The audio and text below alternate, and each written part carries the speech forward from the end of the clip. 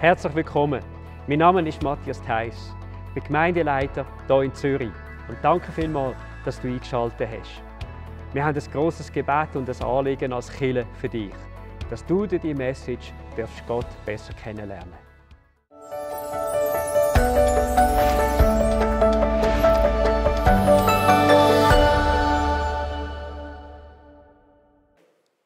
Kennt ihr so das Gefühl, wenn ihr an einem heißen Tag, also es ist nicht der Sommer, der Sommer 20, an einem richtig heißen Tag draussen sind, vielleicht Sport gemacht haben, vielleicht im Garten etwas gemacht haben oder an einem richtig heißen Tag eine Wanderung gemacht haben, unterwegs sind, die haben euch am Morgen noch voll eingecremt mit Sonnencreme und dann kommen wir so am Abend heim, richtig schön verschwitzt und dann wollen wir nur noch eins. Unter die Dusche. Unter die Dusche habe ich eine mitgebracht heute Morgen. Das erste Mal eine Dusche auf der Bühne. Und dann gehst du unter die Dusche.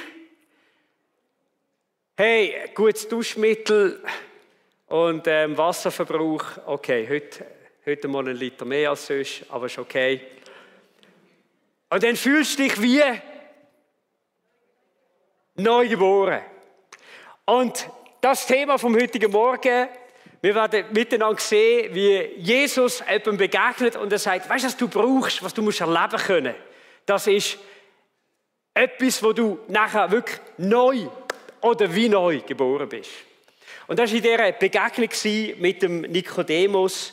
Und ich werde uns heute Morgen in die Geschichte drin nehmen und werde uns das aufzeigen, was das eigentlich heisst, von neuem geboren werden und wie die Begegnung mit Jesus Nikodemus sein Leben für immer verändert hat. Es sind eigentlich 21 Verse, aber wir lesen einfach für den Anfang die ersten 3. Und es heißt da, eines Nachts kam ein Pharisäer mit Namen Nikodemus zu Jesus, der zu den führenden Juden zählte. Meister, sagte er, wir alle wissen, dass der Gott dich gesandt hat, um uns zu lehren. Die Wunder, die du tust, beweisen, dass Gott mit dir ist. Und Jesus erwiderte, hey, vielen Dank für deine Komplimente.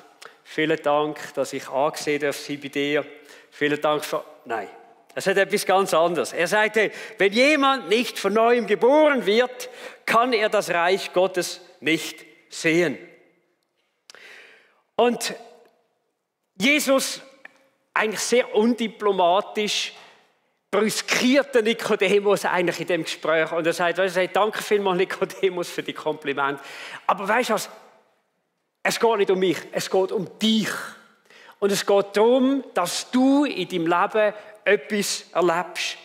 Und er kommt rein, und zwar recht direkt, und er sagt, ich sage dir, Amen, Amen, heisst es eigentlich im griechischen Text.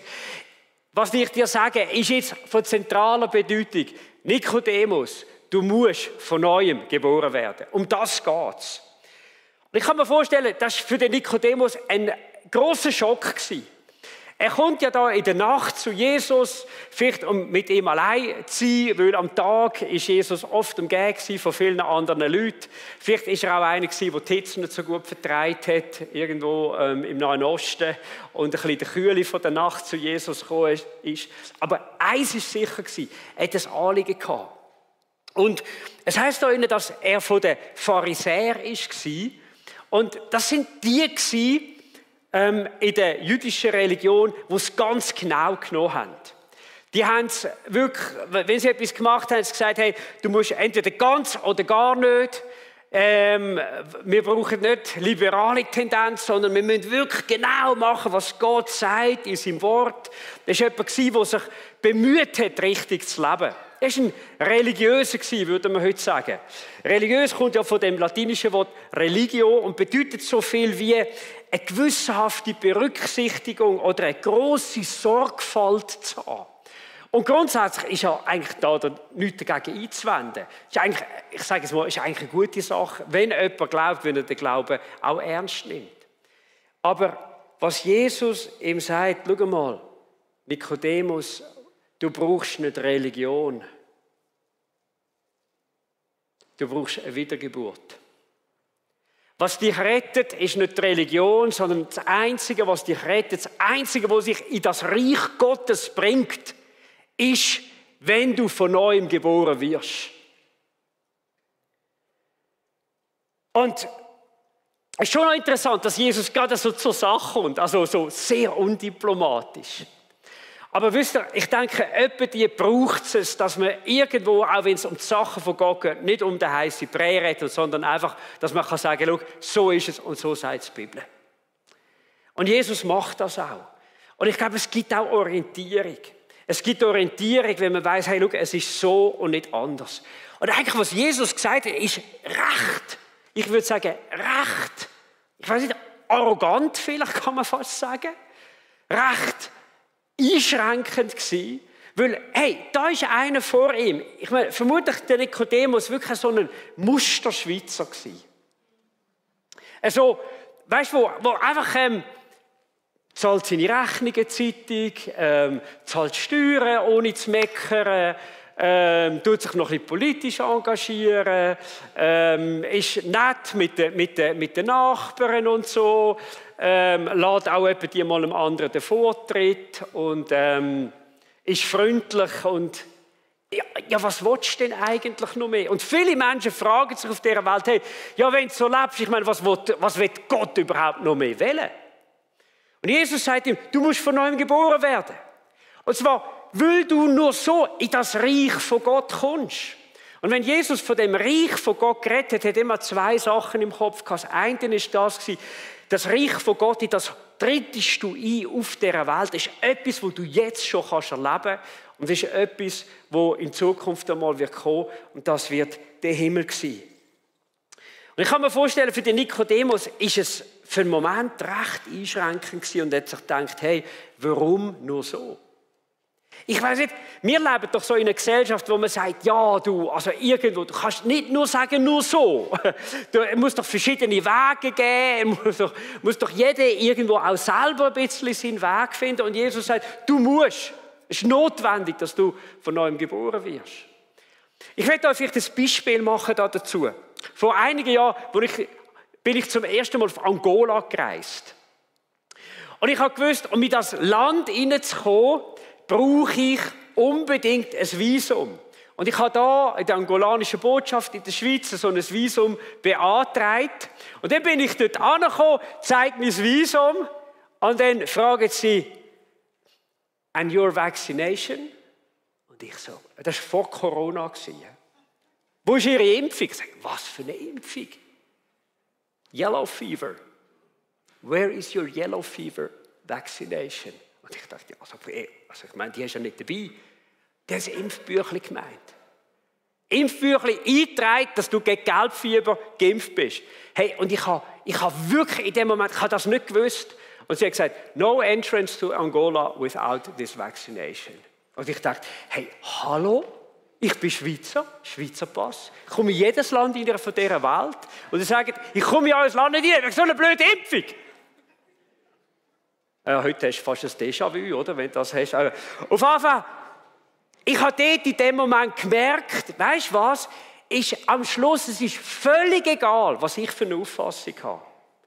Die Regierung von einem Land sagt, unter welchen Umständen du in ihr Land kannst reisen.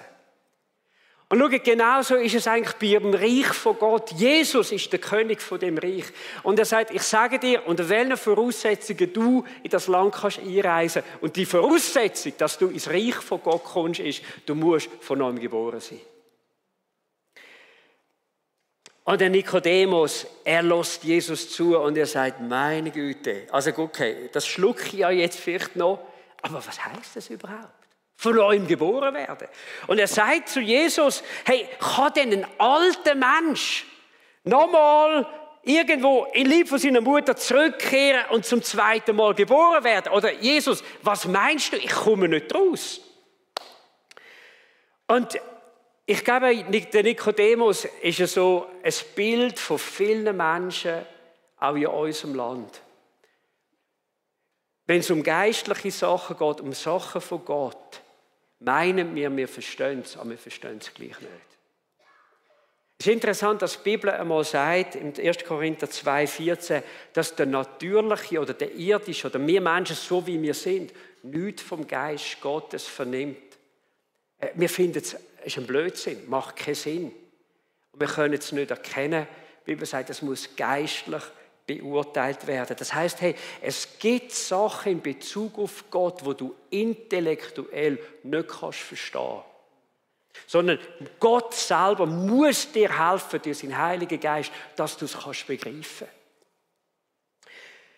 Und Jesus, er sieht das Dilemma von dem Nikodemus. Und er zeigt ihm als nächstes in dem Dialog, schau, was du musst erleben musst in dieser Wiedergeburt ist, das ist ein Wunder, das Gott muss tun an deinem Leben. Du musst ein Wunder von Gott erleben, dass du ins Reich Gottes kommst. Und er sagt im Johannes 3, 5-6, niemand kommt in das Reich Gottes, der nicht aus Wasser und Geist geboren wird. Menschen bringen nur menschliches Leben hervor. Der Heilige Geist jedoch schenkt neues Leben von Gott her. Und er erklärt ihm da drin, was ist die Wiedergeburt. Und er sagt ihm zwei Sachen. Das eine ist, was du brauchst, ist ein Erlebnis durch Wasser und ein Erlebnis durch Geist. Und ich weiss, der Begriff Wasser gibt etwa 4 verschiedene Auslegungen davon. Ich werde auch sagen, welche Auslegung mir am naheliegendsten erscheint. Und zwar, Jesus versucht, dem Nikodemus zu erklären, um was es geht.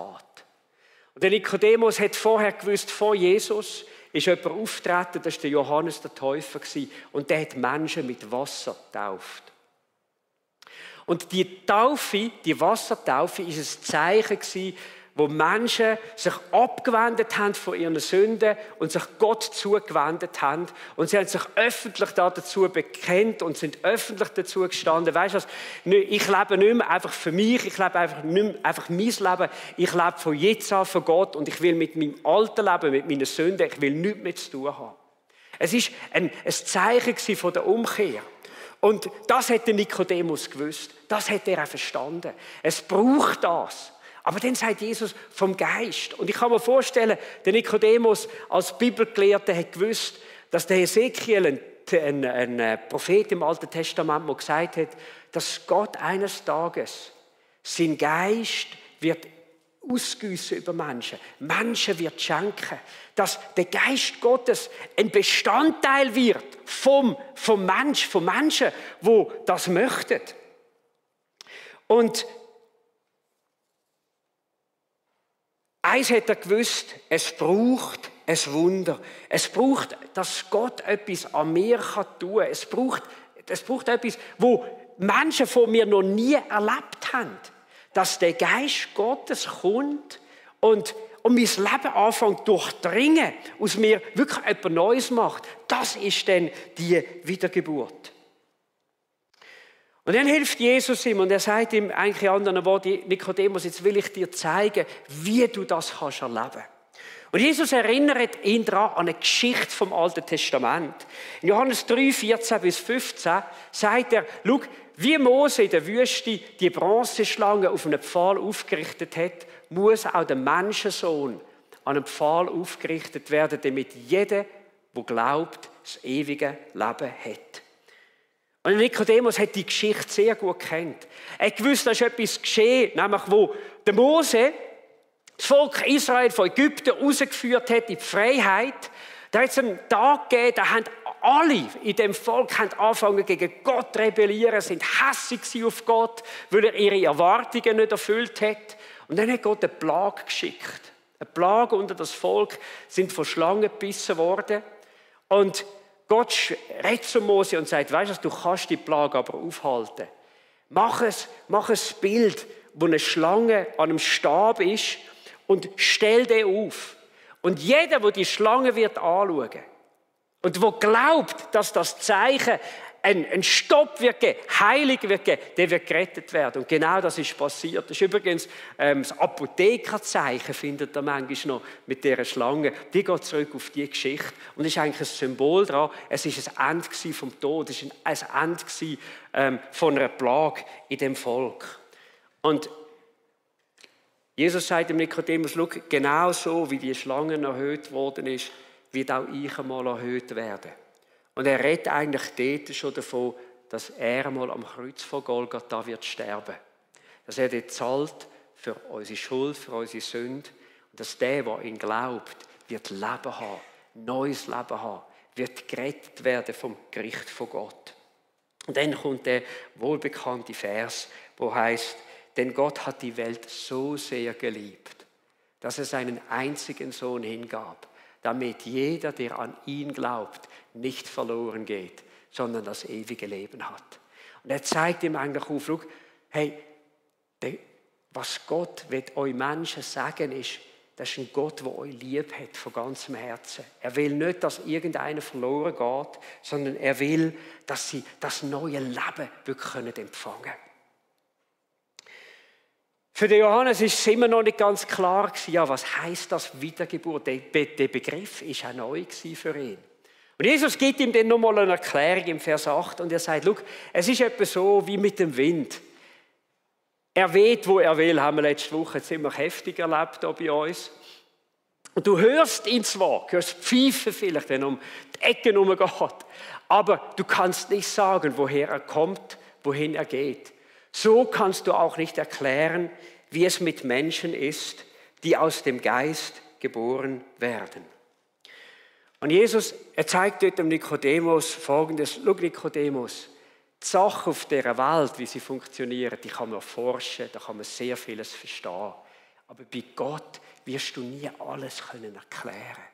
Es gibt Sachen, die es gibt bei Gott, die wirst du nicht können, vielleicht in menschliche Worte fassen. Und genauso ist es auch mit dieser Wiedergeburt. Das ist etwas, das ich dir menschlich nicht erklären kann, aber es ist eine Realität. Und ich weiß, manchmal kommen zu mir Menschen und sagen, hey Matthias, ja, ich check da nicht alles. Also darum ist es auch nichts für mich. Ich check nicht alles mit Gott, ich check nicht alles mit Glauben, darum will ich mich auch nicht darauf einlassen. Aber schau mal, wir ticken ja als Menschen auch sonst nicht so. Wir haben einen Haufen Zeug, die wir nicht verstehen und trotzdem machen. Ich will euch ein Beispiel sagen. Die allermeisten von euch haben ein Handy. Wie viele von euch wissen, wie das funktioniert mit den Transistoren dort drinnen? Wie viele von uns begreifen, wie das ist mit dem Schaltkreis? Die wenigsten von uns checken es. Wie Pixel auf den Bildschirm kommen. Aber weißt du, wir wissen eins, es funktioniert meistens. Und du kannst es brauchen zum Telefonieren, zum WhatsApp, du kannst es brauchen für Social Media, du kannst es sogar brauchen, um irgendwo anzukommen. Du weißt eins, ich checke nicht ganz, was dahinter ist, aber es funktioniert und es geht. Und schaut, genau so ist es auch. Wenn ein Mensch sein Vertrauen auf Jesus setzt und die Wiedergeburt erlebt, der Geist Gottes über einen Mensch kommt, der Geist Gottes in einen Mensch einzieht, du weißt nur eins, es ist geschehen an mir. Und schau, ich will dir eins sagen, das ist der Wunsch, den jeder Mensch sollte haben. Dass das von Gott her an ihm geschieht. Dass er das Erlebnis macht, das er vielleicht nicht ganz checkt. Aber ich weiss, eins, es ist Realität. Und ich gebe dir nachher noch ein Beispiel dafür. Und dann könnte eigentlich die Geschichte fertig sein. Aber jetzt kommt Jesus noch und er sagt, Nikodemus, ich will dir noch einen Grund geben, warum das absolut notwendig ist, dass du das erfährst. Und zwar, weil Gott uns Menschen vom ewigen Gericht will retten. Im Vers 17 heißt es nämlich nachher, Gott sandte seinen Sohn nicht in die Welt, um sie zu verurteilen, sondern um sie durch seinen Sohn zu retten. Das heißt, wenn du wissen willst, wie tickt Gott, dann musst du eins wissen, er tickt so, dass er uns Menschen nicht nur liebt, sondern dass er alles daran setzt, dass keiner von uns verurteilt wohl wird von Gott, sondern dass wir gerettet werden. Aber warum passiert denn das nicht einfach? Ich meine, hey, warum sind nicht alle, ich sage jetzt mal so intelligent, sagen, ja, okay, hey, macht Sinn, das will ich. Und Jesus geht nachher den Grund in den Versen, die nachher kommen. Er sagt im Vers 19 und 20, so vollzieht sich das Gericht. Das Licht ist vom Himmel in die Welt gekommen, das ist Jesus. Aber sie liebten die Dunkelheit oder ihres eigenen Lebens, ihre eigenen Vorstellungen mehr als das Licht, weil ihre Taten böse waren. Sie hassen das Licht, weil sie im Dunkeln Böses tun. Sie bleiben dem Licht fern, weil sie Angst haben, dass ihre Taten aufgedeckt werden. Schau, Jesus, er sagt da drinnen, der wirkliche Grund ist der, dass viele Menschen die Finsternis ihres eigenen Lebens, das sie selber bestimmen, mehr lieben als das Leben im Licht, das Leben mit Gott. Der Grund bist schon dort drinnen, dass sich viele Menschen genieren, ans Licht zu kommen, mit ihrem eigentlichen Leben, mit dem, was wirklich abgeht. Und weißt du was? Ich möchte eins sagen, bei Gott müssen wir uns nie genieren. Wisst ihr, wieso? Aus einem ganz einfachen Grund. Er weiß alles. Er kennt dein Privatleben, er weiß, wie du lebst, er weiß, was du denkst, er weiß, wie du redest, er weiß, wie du handelst. Und weißt du was? Und Gott sagt, ich bin nicht gekommen, dich zu verdammen. Ich bin nicht gekommen, dich zu verurteilen. Ich bin gekommen, um dich aus dem Gericht eben rauszuretten. Dass du gar nie ins Gericht kommst, sondern dass du ein neues Leben kannst haben. Und so ein Leben aus Gott, ein Leben mit dem Heiligen Geist. Ich denke manchmal, hast du wie Gott, der sagt, hey, weißt du was, komm mit all deinem Dreck und so. Und ich meine, es ist doch so etwas Befreiendes, eine Dusche, oder? Also wenn das Wasser nicht zu kalt ist. Aber ich weiss eins, bei Gott ist das Wasser absolut, Temperatur ist sensationell stimmig für unser Leben. Es ist angenehm. Hey, das Schönste habe ich einmal gefunden, wenn du irgendwo wirklich draussen im Dreck bist, da wie bei der ersten Folie, dann siehst du, der Dreck geht einfach weg, schwemmt dann weg. Und du bist und du fühlst dich wirklich absolut sauber.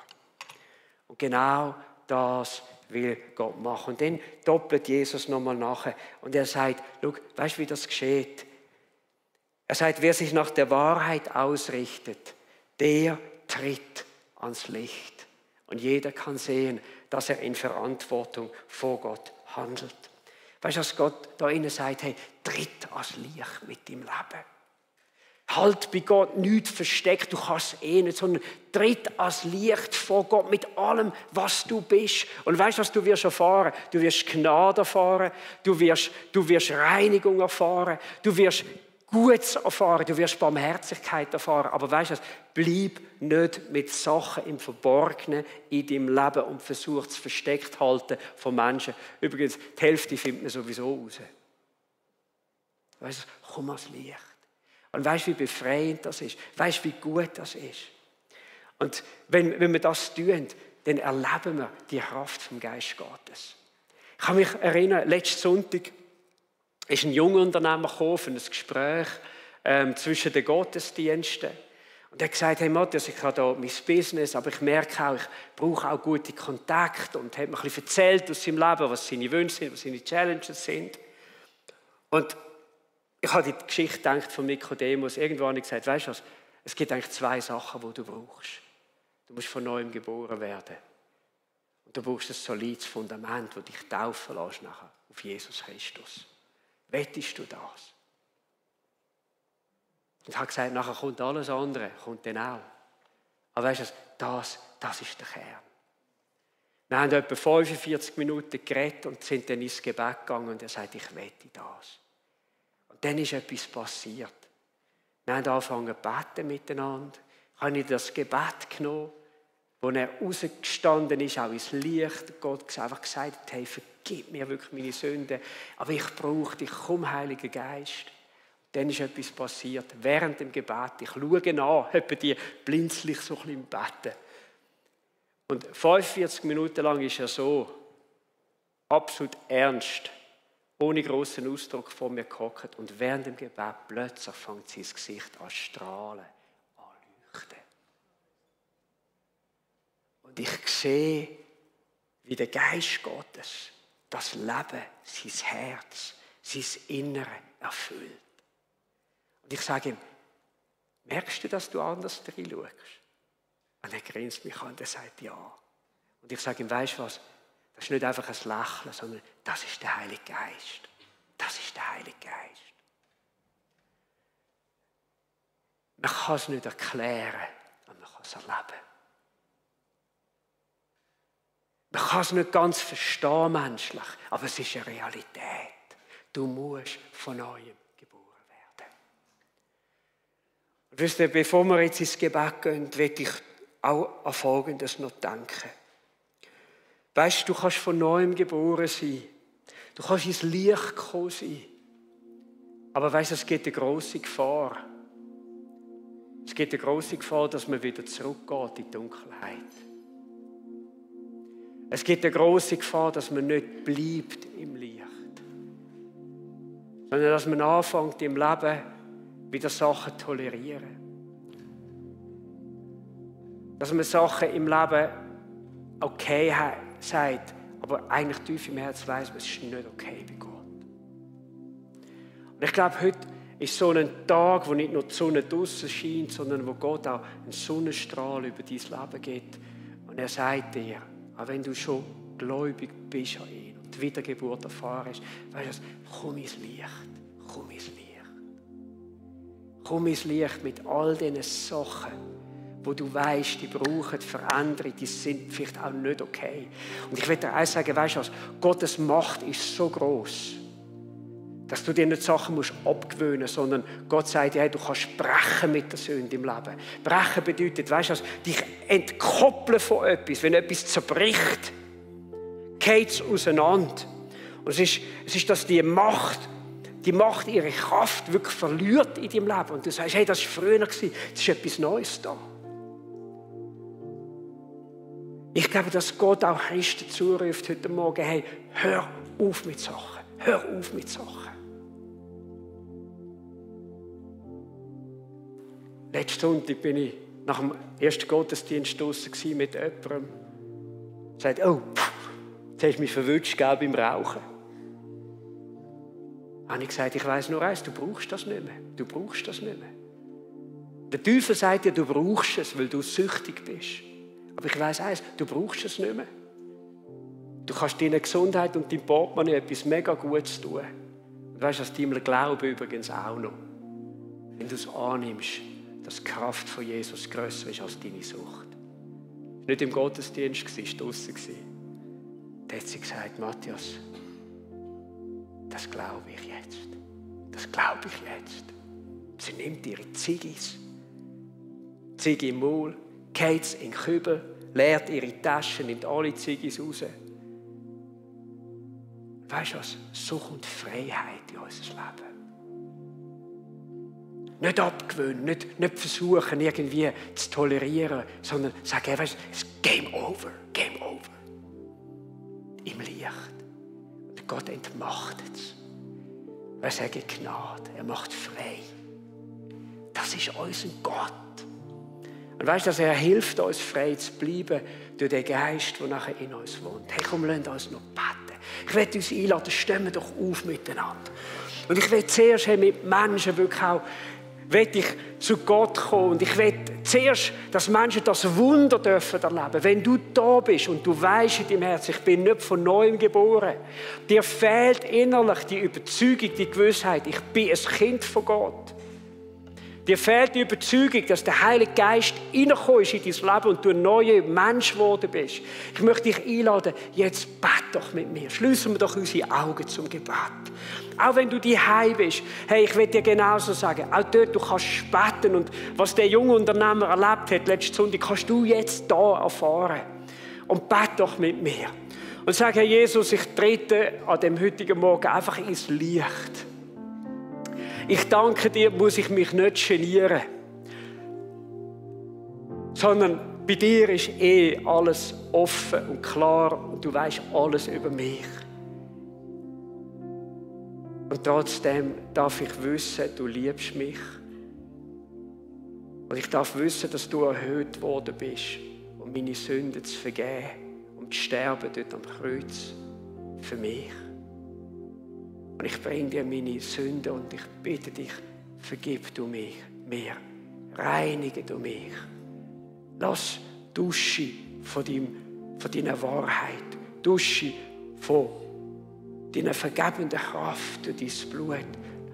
Lass die Dusche jetzt über mich kommen. Und wasch du alles weg, alles raus aus meinem Leben, wo dir Mühe macht und wo mich bindet.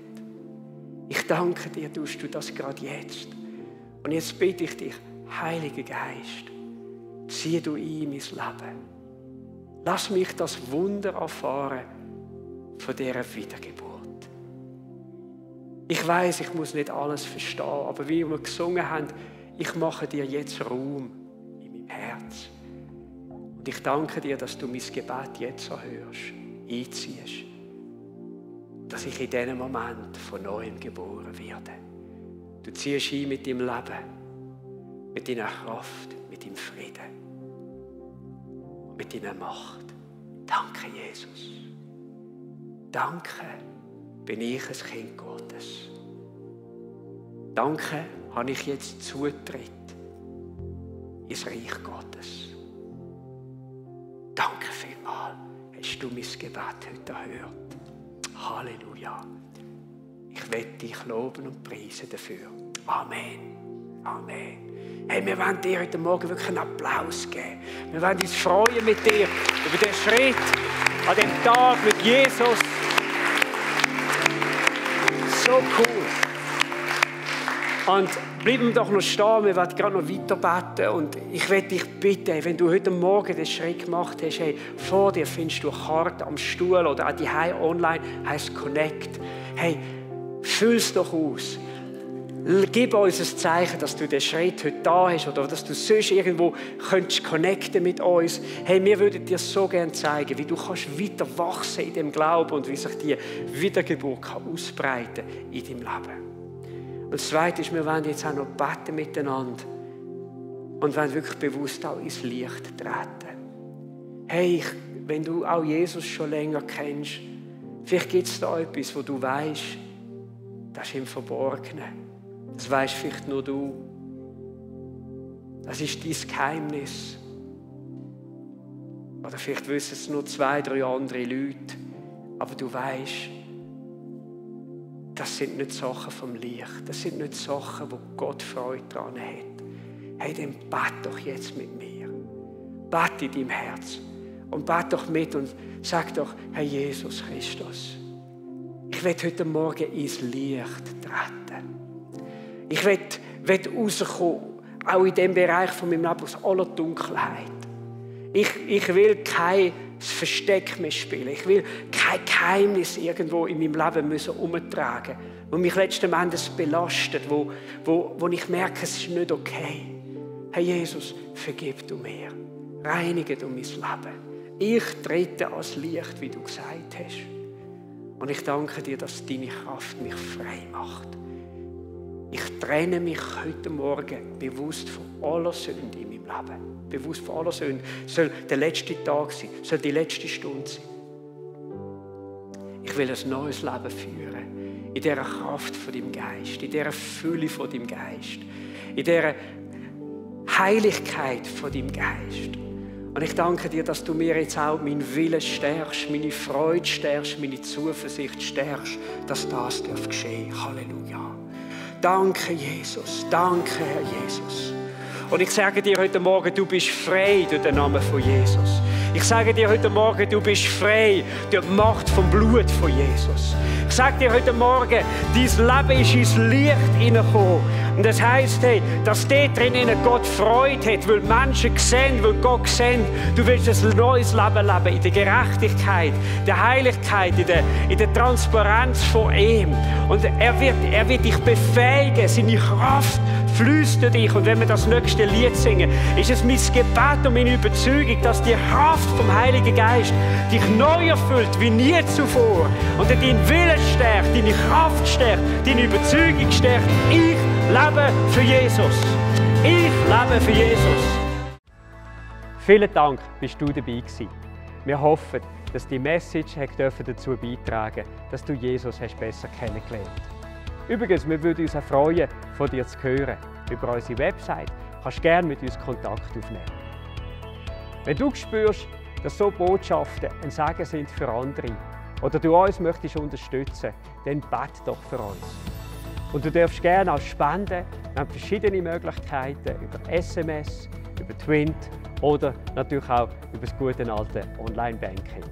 Vielen, vielen Dank für das, was du tust, damit wir den Dienst weiter tun dürfen, zum Segen von vielen Menschen. Danke nochmal, du bist heute dabei gewesen. Gottes reicher Segen mit dir.